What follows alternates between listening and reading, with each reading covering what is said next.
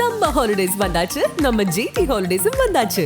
GT Holidays, South India's #1 travel brand. எழுதி வச்சுக்கோங்க, இந்த சின்ன பசங்க 2026 தேர்தலில் உங்கள் ஆட்சிக்கு முடிவுரை எழுதி எங்கள் தலைவரின் நல்லாட்சிக்கு துவக்க உரை எழுதுவோம். முறை செய்து காப்பாற்றும் மன்னவன் மக்களுக்கு இறையென்று வைக்கப்படும்.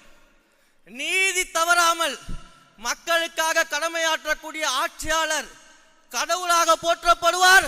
நம் தளபதி வரும் காலத்தில் மக்கள் மனதில் போற்றப்படுவார். 2026 தமிழக வெற்றி கழகத்தின் ஆட்சி அமைகிறது. தலைவர் முதல்வர் ஆகிறார், நல்ல ஆட்சி கொடுக்கிறார் என்பதில் எந்த மாற்று கருத்தும் இல்லை.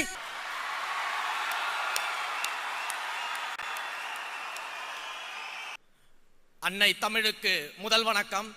என் உயிரான அண்ணன் தலைவர் தளபதி அவர்களுக்கு உயிர் வணக்கம். எங்கள் தலைவரை ஈன்றெடுத்த தந்தைக்கும் தாய்க்கும் இந்த அரங்கில் வீற்றிருக்கக்கூடிய அனைத்து தோழர்களுக்கும் எனது அன்பு வணக்கம். ஒரு மாபெரும் புரட்சி, மக்கள் புரட்சி, அரசியல் புரட்சியை தமிழக வெற்றி கழகம் என்ற மாபெரும் இயக்கத்தின் மூலமாக தளபதியாக முன்னின்று நம் தலைவர் நடத்தி கொண்டிருக்கிறார். நாம் எல்லாம் அதில் பயணித்துக் கொண்டிருக்கிறோம். புரட்சி என்பது சாதாரண வார்த்தை அல்ல. அது ஒரு சக்தி, அது ஒரு உணர்வு, அது ஒரு மாற்றத்தின் துவக்கம், அது முடிவில்லாத முயற்சி. இந்த புரட்சி என்ன செய்யும் தெரியுமா? இந்த புரட்சி அடக்குமுறைகளை ஒடுக்கும், அநீதிகளை அழிக்கும். மக்கள் மனதிலிருந்து இந்த புரட்சி துவங்கி அதே மக்களின் நல்வாழ்வை மேம்படுத்தும். அத்தகைய மாபெரும் புரட்சியில் நம்முடைய தலைவர் நம்மையும் ஒரு அங்கமாக மாற்றி இருக்கிறார்கள் என்றால் நாம் நம் தலைவருக்கு என்ன செய்ய போகிறோம்? தலைவா, ஒன்றை மட்டும் சொல்லிக் கொள்கிறேன். இந்த புரட்சி வெற்றியை நோக்கி போய் சேராமல் ஒரு நாளும் தடம் மாற மாட்டோம், வழி மாற மாட்டோம், ஒரு நாளும் விழிமூட மாட்டோம் என்பதை மட்டும் உறுதியோடு இந்த இடத்தில் நான் தெரிவித்துக் கொள்கிறேன். சரி, இப்ப புரட்சியின் தேவை என்ன? நம் தலைவர் எதற்காக தேவை? நம் கழகம் எதற்காக தேவை? இப்படிலாம் நிறைய பேர் கேள்வி கேட்பாங்க. அவர்களுக்கெல்லாம் நாம பதில் சொல்றதை விட இன்றைக்கு மக்களே பதில் சொல்லிக் கொண்டிருக்கிறார்கள். என்ன பதில் சொல்லிக் கொண்டிருக்கிறார்கள் தெரியுமா? கருவில் இருக்கும் பெண் குழந்தை முதல் வயதான பாட்டி வரைக்கும் பெண்களுக்கு பாதுகாப்பு இல்லாத ஒரு ஆட்சியை நடத்தி கொண்டிருக்கக்கூடிய இந்த ஆட்சியாளர்கள் தேவையில்லை. தங்கள் வீட்டு பெண்களுக்கு அண்ணனாக, தம்பியாக, பிள்ளையாக பாதுகாப்பு கொடுக்க எங்கள் தலைவர் தளபதி அவர்கள் தான் வேண்டும் என்று மக்கள் சொல்லிக் கொண்டிருக்கிறார்கள்.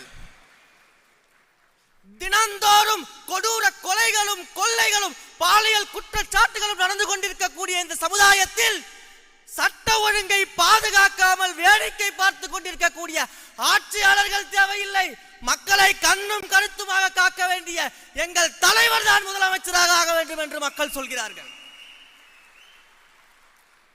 தமிழ்நாட்டின் இளைஞர்களை எல்லாம் படிக்க வைக்க கல்வி கூடங்களை அமைத்து வளர்க்க வேண்டிய அப்பாக்கள் எல்லாம் இளைஞர்களை சீரழிக்க மது கடைகளை திறந்து, தெருவெங்கும் மது கடைகளை திறந்து இளைஞர்களை சீரழித்துக் கொண்டிருக்கக்கூடிய அப்பாக்கள் தேவையில்லை. போதைப் பொருள் புழக்கத்தை கட்டுப்படுத்தாத அப்பாக்கள் தேவையில்லை. ஒவ்வொரு குடும்பத்திலும் இருக்கக்கூடிய தாய்மார்களை டாஸ்மாக் என்ற யமன் மூலமாக தாலியை அறுத்துக் கொண்டிருக்கும் இந்த ஆட்சியாளர்கள் தேவையில்லை என்று குடும்பத்தில் ஒருவராக நின்று, குடும்பத்தின் தலைமகனாக நின்று எங்களை காக்க நம் தலைவர் தான் முதலமைச்சராக வேண்டும் என்று மக்கள் கேட்கிறார்கள். மாநிலத்தின் தன்னாட்சியை ஒடுக்கி ஒரே நாடு, ஒரே தேர்தல், ஒரே தேர்வு, ஒரே மொழி, ஒரே மதம் என்று இந்தியாவின் பன்முகத்தன்மையை சிதைத்துக் கொண்டிருக்கக்கூடிய பாசிச ஆட்சியாளர்கள் வேண்டாம். பாசத்தோடு மதச்சார்பற்ற சமூக நீதி கொள்கைகளை முன்வைக்கக்கூடிய நம் தலைவர் தான் முதலமைச்சராக வேண்டும் என்று மக்கள் கேட்கிறார்கள். எப்படியெல்லாம் மக்களை பிரித்து சூழ்ச்சி செய்து ஆட்சி அதிகாரத்தை ருசிக்கலாம் என்ற பாசிச ஆட்சியாளர்களும் வேண்டாம்.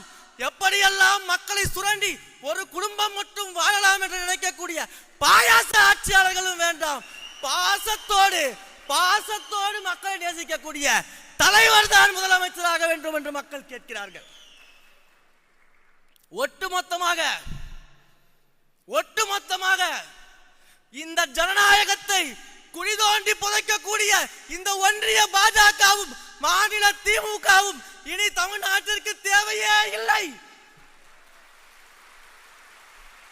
இந்த ஜனநாயகத்தையும் ஜனங்களையும் காக்கக்கூடிய எங்கள் ஜனநாயகம் தான் வேண்டும் என்று மக்கள் கேட்கிறார்கள். இதுதான் இன்றைக்கு மக்களுடைய பார்வையாக இருக்கக்கூடியது. புரட்சி தலைவர் எம்ஜிஆர் அவர்களுக்கு பிறகு தன்னுடைய ரசிகர்களையும் கோடான கோடி மக்களையும் வாக்காளர்களாக இந்த கழகத்தின் தோழர்களாக மாற்றக்கூடிய ஒரே வல்லமை படைத்த தலைவர் நம்முடைய தலைவர்.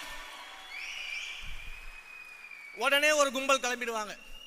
ஒரே எம்ஜிஆர் தான், எம்ஜிஆர் மாதிரி எல்லாம் வர முடியுமான்னு கேட்பாங்க.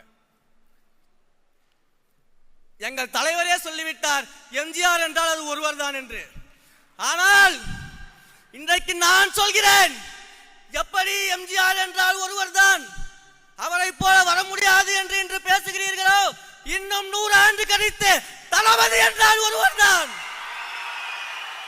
தலைவர் என்றால் ஒருவர் தான். அவரை போல ஒரு முதலமைச்சர் இனி கிடைக்க மாட்டார், அவரை போல நல்லாட்சி கொடுக்க மாட்டார் என்று வருங்காலம் பேசக்கூடிய தளபதியாக நம் தலைவர் இருப்பார். மக்களை சந்திக்கல, களத்துக்கு வரல, இப்படியெல்லாம் கதை சொல்லி குட்டிக்கரணம் போட்டு குறை வித்தை காட்டுவார்கள். ஆனால் இன்னும் பெருமையும் பேசிக் கொள்வார்கள். நாங்கள் பாரம்பரிய கட்சி, 50 ஆண்டு கால கட்சி, தாத்தா காலத்து கட்சி, இந்தியாவிலேயே மாபெரும் மாநிலங்களை எல்லாம் ஆட்சி செய்யக்கூடிய கட்சி என்றெல்லாம் சொல்லிவிட்டு ஊரெங்கும் மேடை போட்டு எங்கள் தலைவரை பற்றியும் எங்கள் கழகத்தை பற்றியும் இரவு வீட்டில் ஒப்பாரி வைக்கும் கிழவி போல அழுது கொண்டிருக்கிறீர்களே, இதை விட வேற என்ன சான்று வேண்டும்? எங்கள் தலைவர் களத்துக்கு சென்று சேர்ந்து விட்டார், மக்கள் மனதிற்கு சென்று சேர்ந்து விட்டார், வெற்றியை நோக்கி சென்று சேர்ந்து விட்டார். அதற்கு இதுவே ஆதாரம். இவ்வளவு அரசியல் பேசுகிறோம், இவ்வளவு அதி தீவிரமாக அரசியல் மயப்படுத்தப்பட்டிருக்கிறோம். நம்மளை நோக்கி இவர்கள் எழுப்பக்கூடிய ஒரு ஏளனமான விமர்சனம், சின்ன பசங்க பேசுறாங்க, சின்ன பசங்க கட்சியில் இருக்கிறாங்க என்றெல்லாம் பேசுகிறார்களே. மேடைக்கு மேடை ஏறி நாடகம் போட்டு மக்களை ஏமாற்றி இளைஞர்கள் அரசியலுக்கு வரணும், அரசியல் புதுமை பெறணும், புது ரத்தம் பாய்ச்சணும் என்றெல்லாம் பேசிவிட்டு இன்று உங்களை நோக்கி கேள்வி எழுப்பும் போது எங்களை போன்ற இளைஞர்களை சின்ன பசங்க என்று சொல்றீங்களே, உங்க பயம் நல்லாவே புரியுது, உங்க பயம் நல்லாவே புரியுது. ஆனா எழுதி வச்சுக்கோங்க, இந்த சின்ன பசங்க 2026 தேர்தலில் உங்கள் ஆட்சிக்கு முடிவுரை எழுதி எங்கள் தலைவரின் நல்லாட்சிக்கு துவக்க உரை எழுதுவோம். இதை நடத்தியே தீர்வோம். எத்தனை அதட்டல்கள், உருட்டல்கள், மிரட்டல்கள் வந்தாலும் அஞ்ச மாட்டோம். தேர்தல் களத்தில் உங்கள் கதை முடிக்கும் வரை ஓட மாட்டோம்.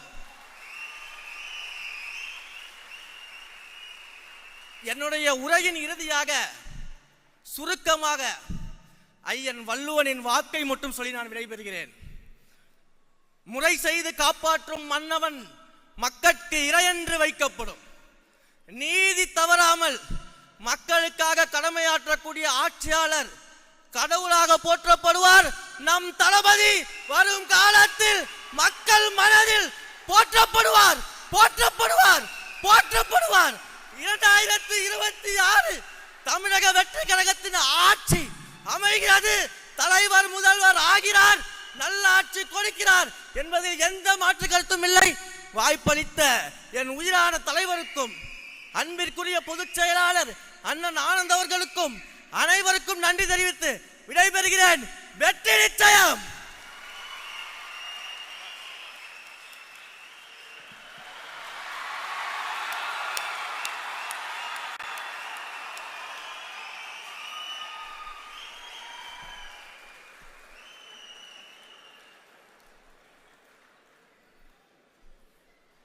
சம்மர் ஹாலிடேஸ் வந்தாச்சு, நம்ம ஜிடி ஹாலிடேஸும் வந்தாச்சு.